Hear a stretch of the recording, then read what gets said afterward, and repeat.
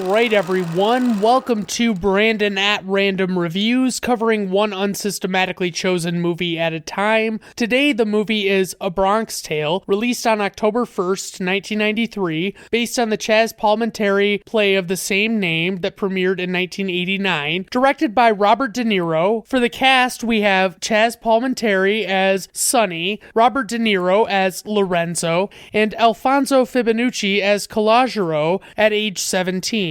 Just kidding, that actor that you've never heard of is actually named Enzo Rossi. No, but seriously, that guy's name is really Lilo Brancato, and I'm probably not even joking this time, but that dude is so forgettable that I like to believe that you'll never really be sure. Oh, also, Francis Capra portrays Calogero at age 9, and honestly, this kid is pretty decent as a child actor, which tracks with my only other familiarity with his career, arguably our culture's greatest film, Kazam, starring Shaquille O'Neal as a genie that lives in a boombox and also raps a lot to the delight of viewers everywhere. For the plot synopsis, a young boy grows up in a New York City neighborhood and forms his approach to life through the views of his old-fashioned working-class father and a local crime boss who takes him under his wing. Alright guys, let's just dive right into this motherfucking movie. This film tells the story of a kid growing up in the late 1960s named Calogero, who has a dad that drives a public bus for a career. He makes an honest living for his wife and son, has good values, and is a functioning member of society. Calogero eventually becomes acquainted with a local kingpin named Sonny, who makes a living through nefarious means, but is also wise and lives by his own code. Sonny understandably calls Calogero C because he recognizes that Calogero is annoying to say and is an overall stupid name. As C grows up, he is exposed to the views of both his father and Sonny, who not only have completely different lives, but view each other negatively for different perceptions of how they do business. This movie has largely racially charged themes and events, and C gets involved with a black girl named Jane, and the racial tension portrayed is the water through which the vessel that is their romance tries to traverse. I'm not gonna lie, I'm not sure if what I just said sounded as silly as I think, or if maybe it was like kind of profound or something. You let me know. I'd be remiss if I didn't mention what is honestly an incredible period appropriate soundtrack featuring many great artists from the 50s and 60s. The different well-known songs are laced throughout and perfectly complement the scenes that they are featured in. I mean, fuck, they even paid to get the song Come Together by the Beatles, and it's not even a shitty cover version.